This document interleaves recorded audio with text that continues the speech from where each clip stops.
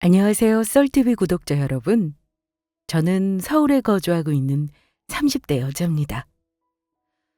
저는 이번 일을 통해 인생에 대한 큰 교훈을 얻었어요. 처음에는 제가 왜 이런 시련을 겪어야만 했는지 혼자 자책도 많이 하고 슬퍼도 많이 했지만 이제는 그러지 않으려고요. 오늘 이 사연을 보내면서 완전히 잊어보려고 합니다. 저는 오늘 정말 파렴치했던 남편에 대해서 이야기를 들려드릴 텐데요. 현재는 이혼을 하고 잘 지내고 있으니 많은 응원 부탁드립니다. 저희 아빠는 현재까지도 큰 사업을 운영하고 계시는 대표님이에요. 가지고 있는 회사도 몇 개 되는 걸로 알고 있는데 저는 자세히는 잘 알지 못합니다. 아빠의 재산이나 직원 수 등등에 대해서는 더더욱 잘 알지 못하고요. 그저 저는 외동딸로 태어나서 많은 사랑을 받고 지원을 받고 행복하게 커왔을 뿐인데요. 모두 다 부모님의 노고덕이니 감사한 마음이 큽니다. 대학교를 졸업하고 나서 무엇을 해야 하고 제가 무엇을 잘하는지 고민이 많을 때 아빠께서는 많은 것을 보고 느껴야 한다며 중간중간 부모님과 여행도 많이 다니고 예쁜 추억들을 많이 만들어 왔었어요. 그렇게 제가 찾은 길은 플라워 리스트였고 현재 꽃집을 소박하게 운영 중입니다. 입이 떡 벌어지는 매출은 아니지만 홍보도 잘 되어 꾸준히 단골 손님들과 소통하며 함께하고 있어요.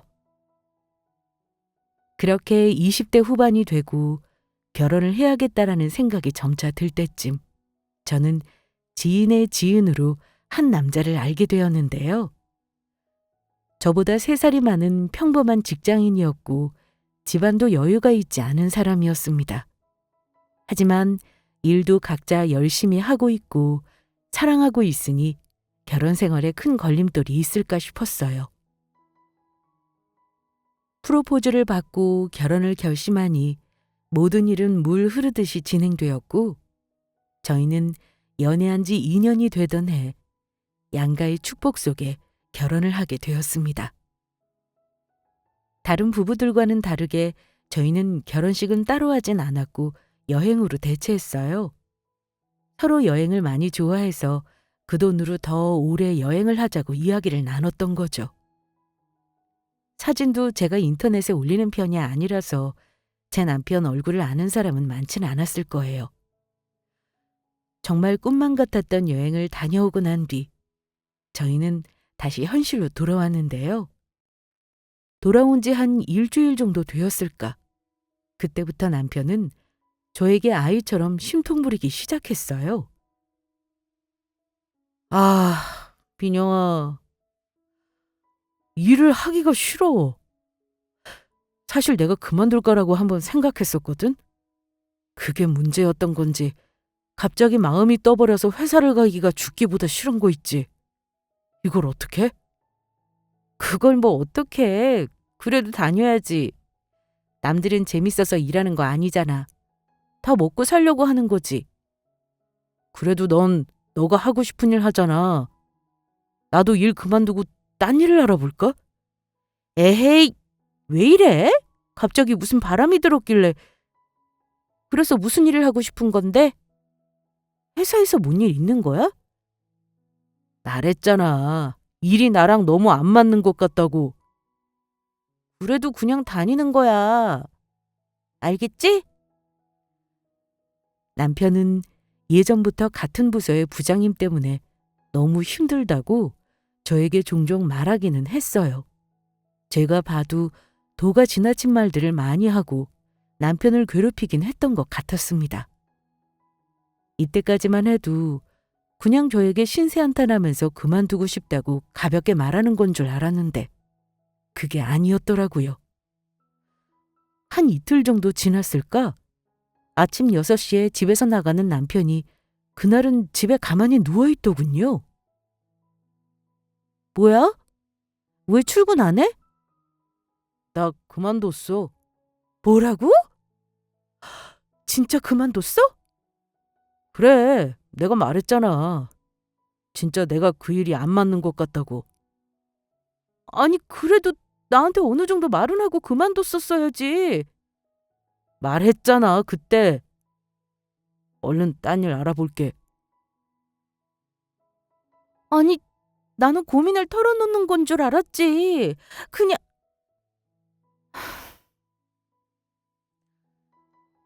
그래. 그러지 않는 사람이 얼마나 힘들면 그냥 그만뒀겠어. 얼른 딴 일 알아봐. 오래 쉬고 텀이 길어지면 이럴 타이밍 또 놓쳐. 알지? 남편은 정말 못 견디겠었는지 바로 일을 그만뒀다고 했고, 미리 저와 이야기를 자세하게 나누지 않아서 조금 당황스럽긴 했지만 이해할 순 있었어요. 가까이에서 보고 느꼈던 게 많았으니까요. 생활비는 저도 돈을 꽤 벌었고 서로 모아둔 돈도 있어서 그렇게 빠듯하진 않았습니다. 그래도 남편은 그날부터 바로 일할 곳을 알아보기 시작했고 저도 옆에서 응원을 해주었어요. 좋은 곳에서 좋은 능력을 펼쳤으면 좋겠다고 생각했죠. 하지만 우려했던 일은 항상 일어나기 마련이라더니 남편은 한 달 정도까지 일을 구하지 못했어요. 이 회사는 이게 마음에 안 들고 저 회사는 저게 마음에 안 들다면서 계속해서 집에만 있었고요. 그렇다고 집안일을 제대로 하는 것도 아니었고 정보를 얻고 다닌다는 핑계로 친구는 자주 만났었네요. 제가 슬슬 답답해져 올 때쯤 하루는 저희 부모님께서 주실 게 있으시다며 집에 잠깐 들리셨는데 그때 남편이 있는 걸 보고는 일을 안 하시냐며 물어보시더라고요. 남편은 잠깐 일을 쉬고 있는데 딱히 괜찮은 곳은 못 찾았다고 말을 하니 아빠께서는 이렇게 말씀하시더군요. 남자가 집에 오래 있어도 좋지 않다. 안 그래도 내가 이번에 사업을 다른 곳으로 확장하게 되어서 사장 직무로 사람 하나 보내려고 했는데 그 자리에 이서방이 오는 건 어떤가? 성실한 것도 알고 있고 사회성도 좋으니 사람들과도 괜찮은 것 같은데. 네? 아니, 그러실 필요 없어요, 아빠. 아니, 안 그래도 물어보려고 했어. 근데 마침 일을 안 한다고 하니 생각 있나? 좀 더 생각해 보겠나? 네? 아니, 새로운 사무실의 사장직이요? 전 너무 감사하죠. 과분한 자리이고. 그런데 그거 쉬운 자리 아닌 건 자네가 더 잘할 거야. 매출도 계속 좋게 유지되어야 하고 거래처들도 쉼없이 다녀야 하고 잘 되어서 더 확장되면 나야 좋지만 혹시나 안 될 경우 어느 정도 책임은 져야 할 거야. 네, 그럼요. 최선 다해서 열심히 해보겠습니다. 장인어른, 믿고 제안해 주셔서 정말 감사합니다. 아빠는 그때까지만 해도 남편을 좋게 봤던 건지 사장직을 제안했고 남편은 얼마나 힘들지도 생각하지 않고 덥석 감사하다고부터 하더라고요. 그 뒤로도 인수인계 받고 열심히 회사를 다니더군요. 일이 많다고 하면서 야근도 자발적으로 하고 직원들에게도 하나하나 최선을 다해서 관심을 주었고요. 제가 옆에서 보기에도 기특했어요. 아빠도 매출이 좋다면서 만족해 하셨었네요. 남편은 그만큼 돈도 많이 벌게 되었는데요. 항상 이 모든 게 저희 아빠 덕이라는 말을 달고 살면서 아빠 생신 때는 골프 여행도 보내드렸어요. 어머님은 저한테 전화를 주셔서 이렇게 말씀하시곤 하셨죠. 아이고, 민영아. 내가 무슨 복으로 이런 며느리를 만났는지. 사돈어른께 한번 식사 대접한다고 꼭 연락드리렴. 우리 철부지 아들 받아주시고 좋은 자리까지 주셔서 너무 감사드린다고 안부도 전해드려. 라고요. 이때가 사무실 매출이 점점 높아지고 있었을 때니까 거의 일을 시작한 초반 쪽에 가까웠겠네요. 이렇게만 잘 지냈으면 얼마나 좋았겠습니까? 사람은 망각의 동물이라더니 머지않아서 속속들이 문제가 생기기 시작했습니다. 점차 월급도 많아지고 자리를 잘 잡게 되니 시어머니와 남편의 태도가 달라진 건데요. 시어머니는 저에게 아들 자랑을 하면서 저를 거의 업신 여기기까지 시작하셨어요. 그 일도 저희 아빠가 주신 건데 그런 건 생각을 또 못 하시나 봐요. 하루는 시댁에 갔는데 어머님께서는 저에게 이렇게 말씀을 하시더라고요. 민영아, 요새 우리 아들은 뭐 먹이니? 밥은 잘해주고 있는 거지?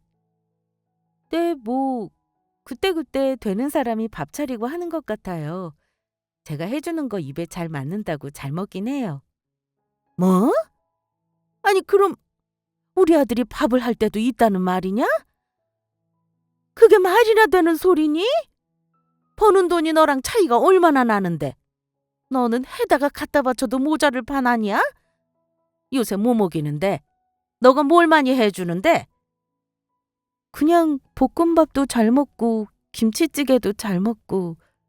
아니, 그건 그냥 아무 때나 해줄 수 있는 거잖아. 우리 아들 거래처 만나고 하느라 힘든데 그러면 너가 거기에 맞춰서 힘이 나게 보양식이라도 해줘야 하는 거 아니니? 이제 사장님인데 아무거나 먹이지 마라. 여자가 집에서 잘 챙겨줘야 남자가 밖에서 잘 되는 거야. 네, 잘 챙기고 있긴 한데 조금 더 신경 쓸게요. 알겠습니다. 너는 그냥 꽃집이나 하지만 우리 아들은 아니잖니. 큰일을 하는 거라고. 이 대한민국에 한 획을 그을 수도 있어. 어머님은 제가 집에 갈 때까지 대체 뭘 해먹이냐고 하시면서 꼬치꼬치 물으셨고 집에 가고 나서도 보양식 레시피를 손수 적으셔서 보내주시더군요.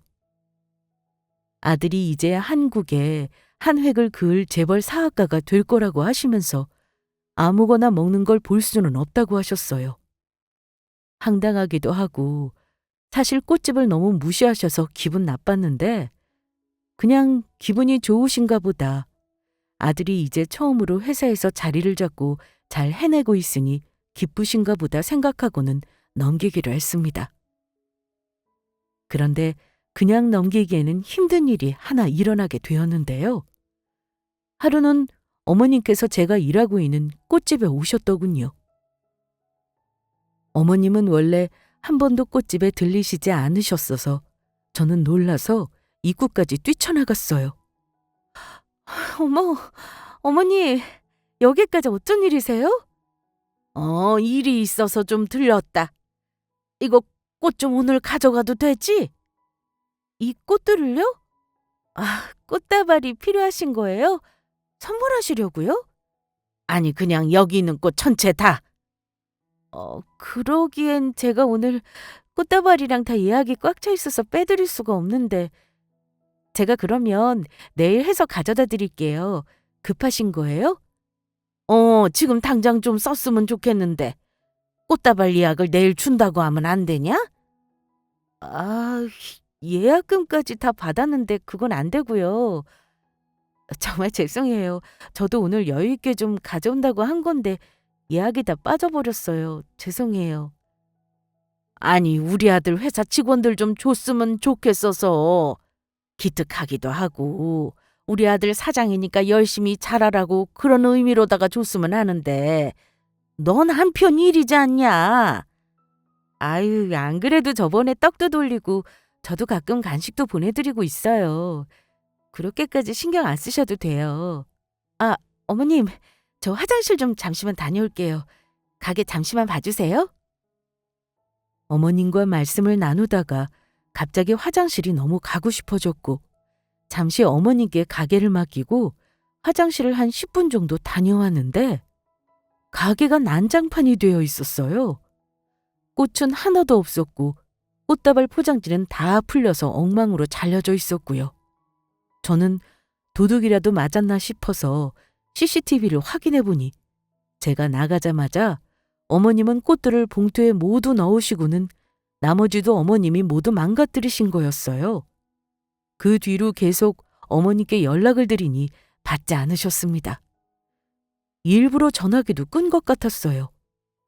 그동안 예약 손님들 꽃다발은 친한 언니의 꽃집에서 사정사정해서 겨우 만들어서 보낼 수 있었고요. 저는 일을 다 끝내고 집에 온 남편에게 어떻게 된 일인지 물어보았어요. 오빠, 오늘 어머님 회사 가시지 않았어? 맞아. 그걸 너가 어떻게 알아? 오늘 직원들한테 꽃 하나씩 나눠주시더라. 직원들도 엄청 좋아하던데. 그거 너가 보낸 거야? 내가 보낸 거 아니야. 그 꽃들은 내가 아침에 가져온 오늘 예약 손님들 거였어. 진짜 얼마나 놀랐는지. 나 화장실 다녀온 사이에 그걸 다 혼자 빼가셨다니까? 예약 손님은 오고 계시다고 하지. 나는 꽃이 당장 없지. 진짜 얼마나 진이 빠졌는지. 어머님 정말 너무하신 거 아니야? 미리 말씀을 해주시면 내가 더 예쁘게 준비라도 해놨을 텐데 그렇게 사업에 피해 가게 하시면 어떡해. 솔직히 우리 엄마가 센스 있는 거지. 넌 여태까지 뭐 했어? 꽃 한 번 안 돌린 너가 잘못한 거 아니야? 그냥 날 잡고 엄마가 그렇게 한 건데 뭘. 너도 꽃집을 하려면 꽃들을 넉넉히 가져왔어야지. 그렇게 딱 맞게 하는 사람이 어딨어? 아무것도 모르면서 그렇게 쉽게 말하지 마. 그리고 어머님이 뭐가 센스가 있어? 오늘 그 손님들 예약 맞춰서 못했으면 그거 다 손해야. 리뷰라도 써봐.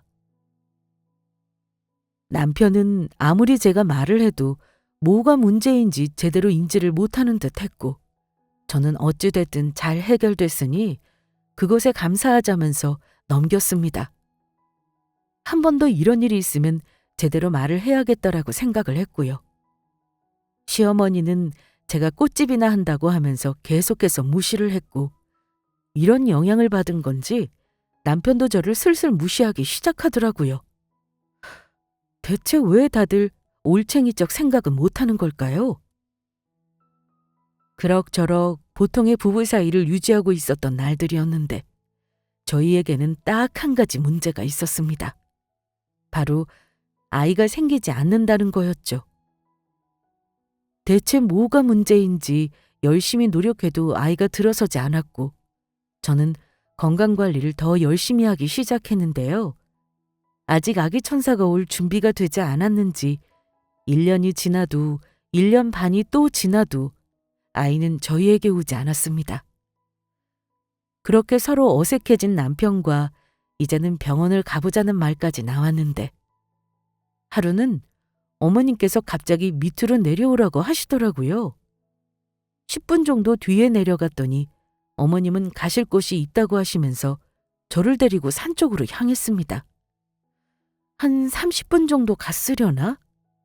도착한 곳은 바로 무당집이더군요. 가자마자 앉은 어머님은 이렇게 여쭈었습니다. 아니 왜 아기가 안 생기는 거예요? 얘가 문제가 있는지 좀 봐주세요. 무당은 한참을 제 얼굴과 시어머니 얼굴을 바라보더니 이렇게 말했어요. 둘이 오래가지 못할 텐데 무슨 아기? 저는 그런 곳에 처음 가봐서 어리둥절해서 다시 질문을 하려고 하던 순간 어머니께서 제 입을 막으시며 물어보시기 시작하시더라고요. 오래가지 못한다고요? 얘가 무슨 일 크게 치는 거죠?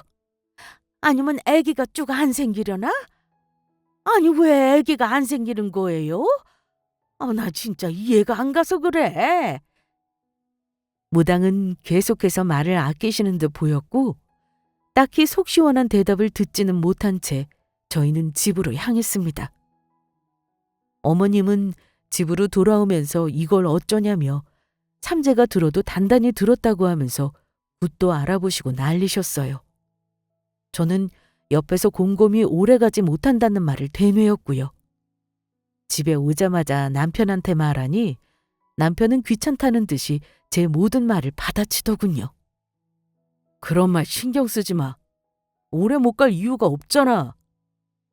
들어보니까 아기가 안 생기긴 할 건가 본데. 왜지? 나 참. 그러게. 기분 좋은 말은 하나도 없었어. 정말 병원을 이제 가봐야 하는 건지. 왜 애가 대체 안 생기는 거지? 너가 건강관리 좀 잘해봐. 뭐 보약이라도 먹든지. 나 나름대로 노력하고 있는 거 몰라? 왜 그걸 나를 탓해? 나 혼자 애 만드니? 남편이 일을 하면 아내는 할 일이 애 낳는 것밖에 더 있어? 남들 잘하는 거 왜 너 혼자 못하냐 하는 거야. 난 일하느라 바빠 죽겠는데. 너는 너 책임도 다 못하고 있잖아. 무슨 말을 그렇게 해? 나 오빠 바쁜 거 알겠고 일 열심히 하는 것도 존중하거든? 근데 아빠한테 들어보니까 그렇게 막 바쁜 건 아니라던데 혼자 호들갑 떠는 건 아니야? 너가 사회생활을 제대로 안 해봤구나. 회사 일이 얼마나 바쁜데. 그리고 난 사장이잖아. 솔직히 장인어른도 제대로 모르실걸? 내가 열심히 안 했으면 이렇게까지 잘 될 수 있었을 것 같아? 안 그래도 잘 되고 있었던 회사야. 오빠한테 아빠는 기회를 주신 거였고 거만하게 생각하고 나한테 이렇게 자존심 부리지 마. 난 끄떡도 안 하니까. 남편과 저는 하루가 멀다고 계속 다퉜습니다. 그리고 남편이 하는 말들을 들으니 알겠더라고요. 아, 저희 아빠한테 감사하는 마음이 없구나. 그냥 모든 것이 본인의 공이라고 생각하는구나. 라는 것을 말이죠. 하늘의 뜻인 건지 아이는 계속해서 생기지 않았고 저희 사이도 점점 멀어지고 있었습니다. 각자 일만 집중하고 집에 와서는 거의 식사만 같이 하고 각방 생활을 했고요. 그러던 어느 날 예전에 아주 친하게 지냈던 대학 친구가 오랜만에 연락이 왔어요. 너무 반가운 마음에 웃으며 대화를 나눴습니다. 민영아, 잘 지냈지? 너무 보고 싶어서 연락했지 뭐야. 이게 얼마만이야. 잘 지내지, 수지야? 그럼 잘 지내지. 결혼했다는 소식 들었는데 결혼식도 따로 안 했다고 들었어? 응, 그냥 우리는 여행했어. 그것도 꽤 오래전 같네. 나는 이혼했어. 얼마 전에. 뭐라고? 정말? 아니 어쩌다가. 말하자면 긴데 그냥 맞고 살았어. 처음에는 화가 나면 물건을 집어던지는 것부터 시작했는데 그 뒤로는 뭐 드라마 같은 거랑 똑같아. 어머나, 정말 고생했겠다. 수지야, 일은 계속하고 있는 거야? 그거 부탁 좀 하려고 전화했어. 너무 오랜만에 전화해서 이런 부탁하는 것도 미안한데 혹시 나 취직 좀 시켜줄 수 있을까? 그때 너희 아빠 회사 하셨었잖아. 크게. 그냥 아무 자리면 돼. 나 그냥 일도 남편 때문에 이상하게 소문이 나서 그만두게 되어버려서 그냥 먹고 살 게 없는데 한 번만 여쭤봐 주면 안 될까? 내가 무슨 일이든 정말 열심히 할 자신 있어. 너 곤란하게 안 할게. 응? 그런 부탁은 나도 아빠한테 너무 조심스러워서 한 번만 부탁할게. 이 동네에서 나 뜨려고 해. 남편하고 혹시나 마주칠까 봐 무서워서. 새로운 삶 살 수 있게 한 번만 도와줘. 오랜만에 연락한 수지라는 친구는 저하고 엄청 친하게 잘 지냈던 친구였죠. 예전에 제가 돈이 급하게 필요할 때 아무 거리낌 없이 도와줬던 친구이기도 하고 언제나 밝은 미소로 저를 안아주던 사랑스러운 친구였어요. 그런데 가정폭력으로 이혼을 했다니. 듣는 저도 너무 화가 나고 마음이 안 좋더라고요. 수지는 새로운 시작을 하고 싶다면서 취직 자리를 한번 알아봐 달라고 했고 저는 알겠다고 하면서 아빠한테 여쭈어보았죠. 아빠는 간단한 사무직, 거의 비서 개념으로 한 자리가 공고가 나 있다면서 면접을 보게 해주었고 친구는 바로 그 다음 주부터 출근을 하게 되었는데요. 근무지는 제 남편과 같은 사무실이었습니다. 남편에게는 친구가 한 명 새로 출근할 거라고 언지를 해둔 상태였고요. 친구한테는 괜히 사장이 제 남편이라며 왈가왈부하지 않았어요. 서로 불편해질까 봐 조심스러웠거든요. 그렇게 출근하고 일주일 정도 지났을까. 친구한테 물어보니 힘들다고 하긴 했지만 정말 고맙다고 계속 말해주더군요. 화이팅하라고 응원을 해주고는 전화를 끊었는데 궁금하기도 해서 저는 남편에게 슬쩍 물어보았어요. 내 친구 새로 들어가네. 걔는 일 잘해? 어때? 잘하고 말고가 있는 직무가 아니잖아. 그냥 하라는 거 하는 건데 뭐가 그렇게 어렵다고. 그냥 내가 좀 챙겨주고 있어. 그래도 어느 정도 잘 챙겨주고 있나 보다라고 생각하고 저는 마음을 놓았는데요. 시기가 겹친 건지 그때쯤부터 남편의 야근이 평소보다 2배 정도 많아졌습니다. 거의 일주일에 4번은 밤 12시가 다 되어서 들어오기 시작했거든요. 어떤 날은 너무 바빠서 사무실에서 잔다면서 외박을 하는 날도 생겼고요. 저는 부부의 사이가 더 멀어지진 않을까 싶어서 머릿속으로 염려도 했지만 일이라고 하니 저는 아무 말도 할 수 없었고요. 하루는 남편이 12시에 온다길래 마음이 헛헛하기도 해서 수지에게 전화를 걸었습니다. 수지야, 뭐해? 오늘 시간 되나? 갑자기? 무슨 일 있어? 그냥 오늘 시간이 좀 나서 같이 맥주 한잔 하자고. 이걸 어쩌나. 나 지금 집에 이미 들어와서 미안해. 우리 다음에 같이 먹자. 친구는 이미 집이라고 하며 저와의 만남을 거절했는데요. 지금 생각해보면 이는 남편이 외박을 하고 야근을 하는 날과 딱딱 맞았습니다. 하지만 제가 많이 순진했죠? 그때까지는 정말 아무것도 몰랐어요. 저는 남편과의 관계를 회복하려 이래저래 노력했지만 마음대로 되지 않았고 저희는 여전히 거리를 둔 그런 부부였고요. 이런 사이다 보니 아이 또한 생길 일이 없었죠. 그러던 어느 날 친정에 잠깐 가야 할 일이 있어서 저희는 함께 남편 차 탔는데 남편이 갑자기 핸드폰을 두고 왔다는 거예요. 얼른 올라갔다 온다 하고 자리를 떴고 저는 아무 생각 없이 앞에 글로브 박스를 열어보았습니다. 열어보니 곱게 쇼핑백에 담겨있는 상자가 있길래 열어보았더니 정말 예쁜 십자가 목걸이가 있는 거예요. 평소에 제가 독실한 기독교 신자이기도 하고 목걸이를 이번에 잃어버리기도 해서 무조건 제 것이라고 저는 확신을 했죠. 그 언저리가 곧 제 생일이기도 했으니까요. 기특하다고 생각하고 미소를 짓고는 그날 친정까지 잘 다녀왔는데요. 그 이틀 뒤, 제 생일날 남편은 아침에도 아무 말이 없더니 퇴근하고 와서는 폰만 보았고 저는 깜짝 이벤트가 있는 건가 싶어서 기다려보았는데 정말 아무것도 없더군요. 저는 화가 나서 말을 했어요. 설마 까먹은 거야? 뭐를? 뭐를 까먹었는지도 모르는구나. 말장난하지 마. 뭔데? 오늘 무슨 날인데? 오늘 무슨 날인데 그래? 내 생일이잖아. 진짜 잊었구나. 미안. 내가 새로 프로젝트에 들어간 게 있어서 주말에 좋은 식당 데려가 줄게. 바빠서 그런 거야. 이러다 보면 그럴 수도 있잖아. 저는 더 이상 남편에게 해야 할 말을 잃었고 머릿속에는 오로지 십자가 목걸이는 언제 주는 거지라는 생각뿐이었습니다.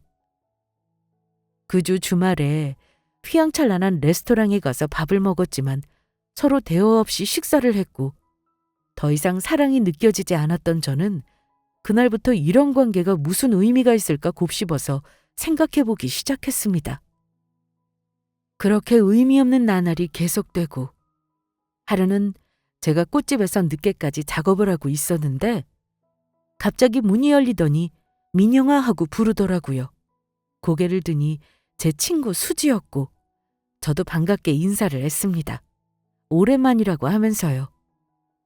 함께 맥주 한잔 하러 가기로 했고 안부를 물으면서 마주보던 그 순간 저는 그 자리에서 완전히 얼어붙었습니다. 바로 남편 차에서 봤던 그 목걸이가 친구의 목에 걸려 있었거든요. 너 그 목걸이 이쁘다. 뭐야? 어디서 났어? 아, 이거 남자친구한테 선물 받았어. 벌써? 연애 시작한 거야? 누군데? 어떤 사람이야? 뭐, 연애라고 하기는 그렇고. 나중에 말해줄게. 그냥 호감 느끼고 잘 지내고 있는데 목이 비어 보인다면서 이 목걸이를 선물해주지 뭐야? 아, 그래? 근데 너 사장님 와이프라며?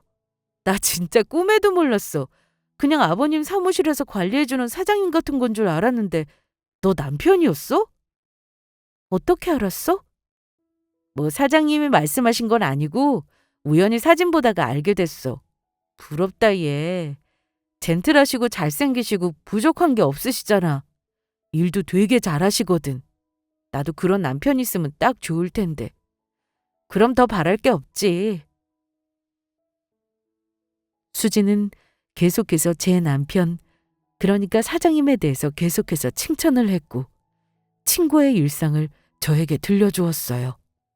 하지만 저는 그 목걸이를 본 이후로 아무 이야기도 들리지 않았고 아닐 거라고 하며 부정을 하느라 골치가 아플 지경이었습니다.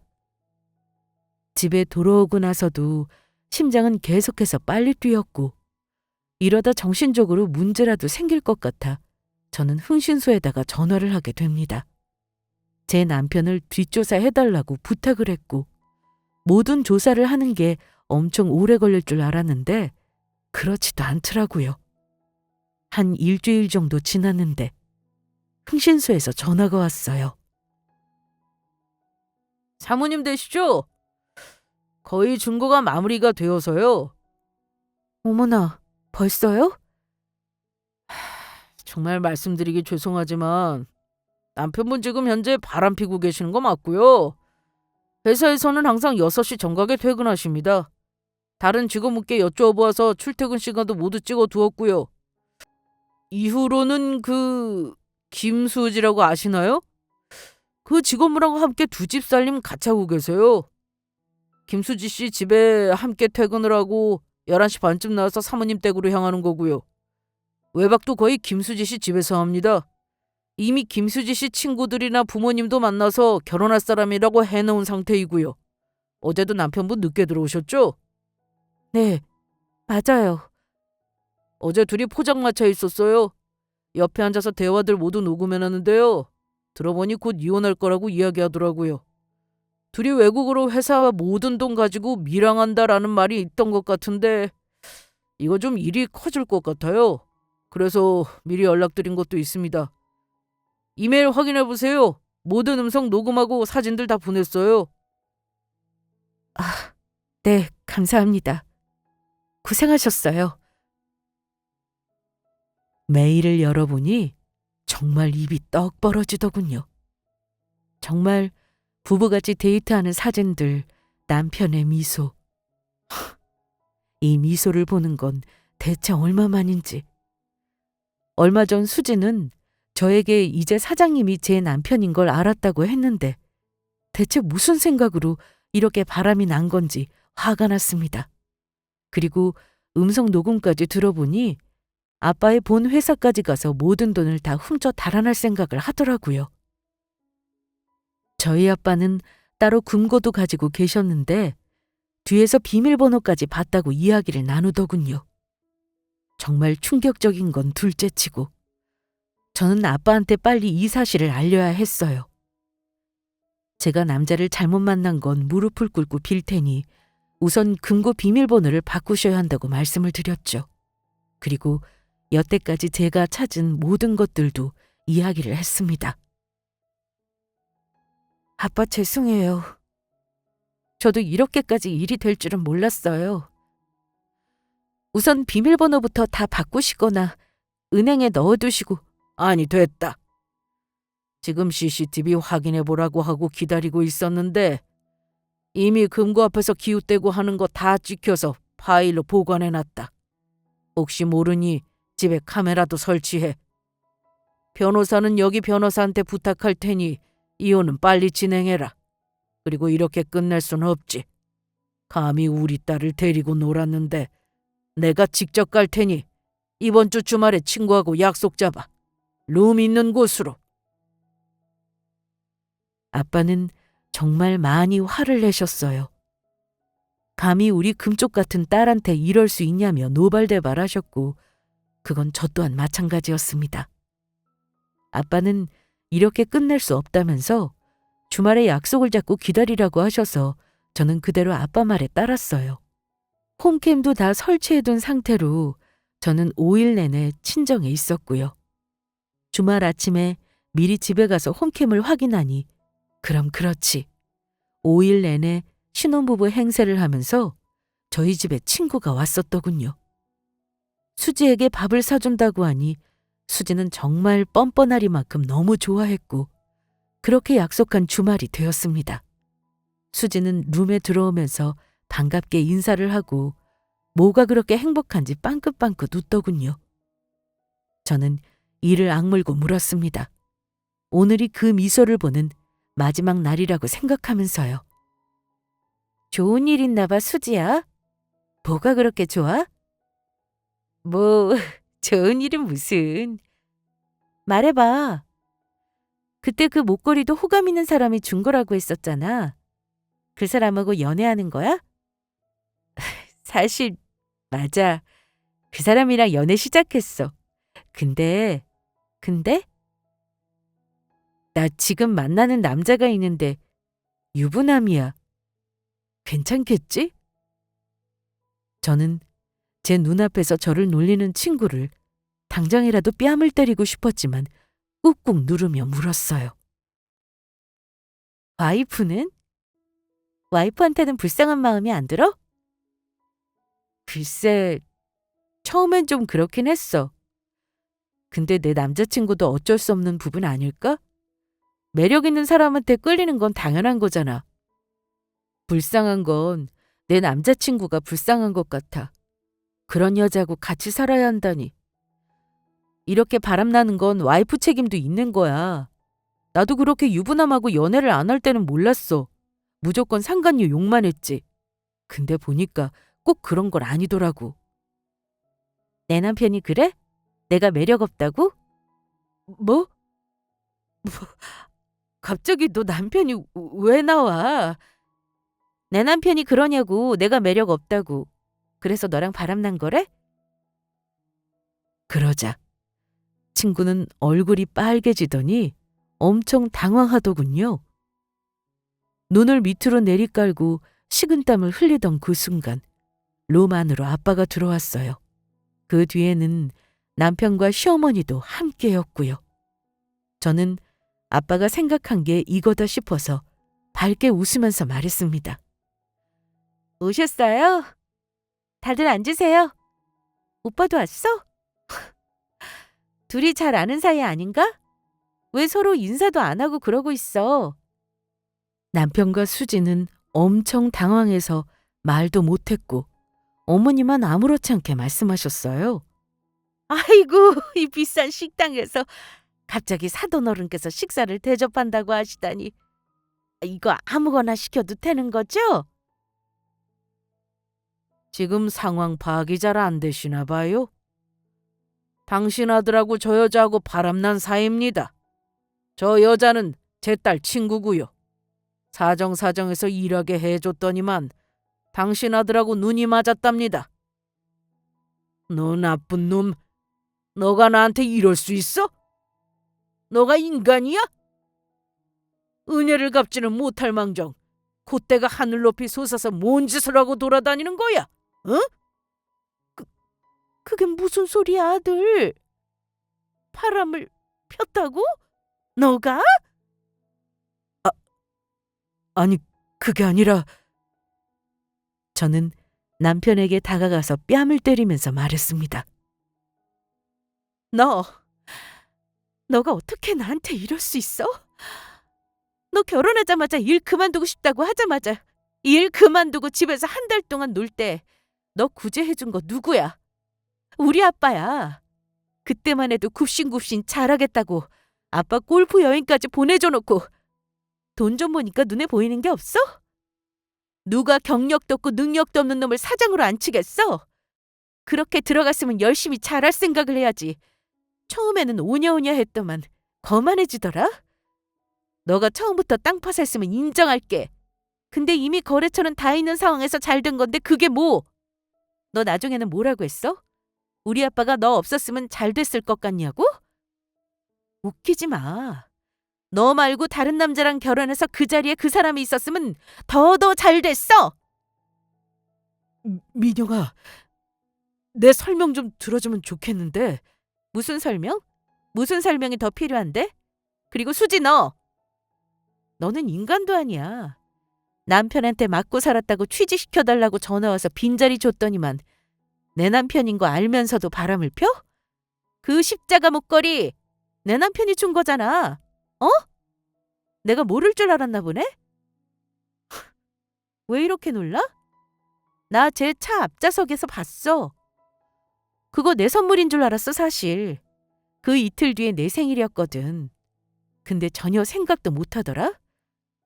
지금이야 돈 많아 보이지? 어떨 것 같아? 이제 너네 어떻게 될 것 같니? 그러자 저희 아빠가 나서서 팔짱을 끼시고는 말씀하셨습니다. 뭘 어떻게 해? 내일부터 출근 안 하면 되지. 아까 내가 실수로 둘이 같이 있는 사진 회사 메신저에 공지사항으로 뿌렸어. 나도 모르게 그게 보내줬지 뭐냐. 그래서 이미 시끌벅적할 텐데 핸드폰들도 안 보고 사나 봐. 그리고 둘이 무슨 얼토당토하는 미랑 계획까지 세웠던데. 인생이 영화 같나? 영화처럼 사람들이 다 속아주고 그럴 줄 아나? 이미 고소는 진행됐어. 곧 연락할 거야. 회사 CCTV로 보니까 금고에서 어지간히 얼쩡됐더만. 업무 태만으로도 볼 수 있고. 여기에 더해서 내 말도 할게. 나 너네 사진도 다 가지고 있어.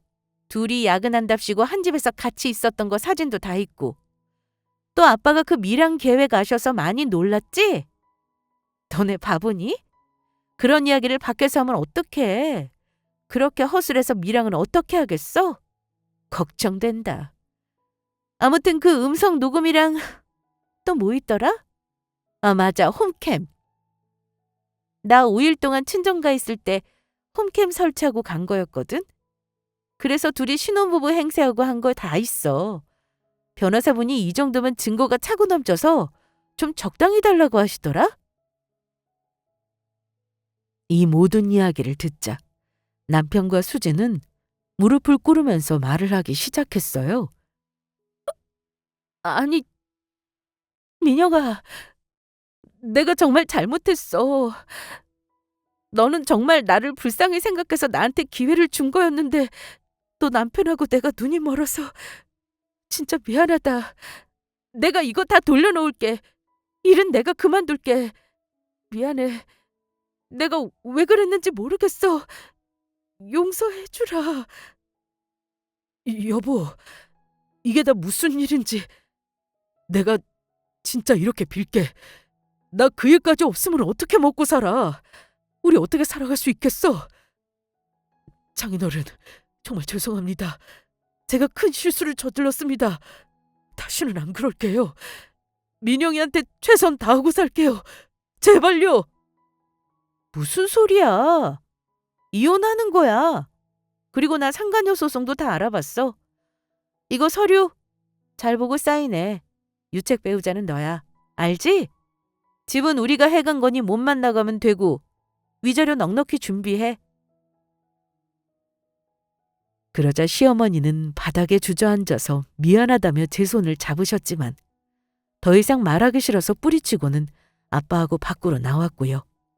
안에서는 어머님 그리고 남편의 통곡 소리만 들릴 뿐이었습니다. 그 뒤로는 어떻게 되었냐고요? 회사에서는 계약서 위반으로 둘 모두 해고당했고 제2혼도 잘 진행이 되었습니다.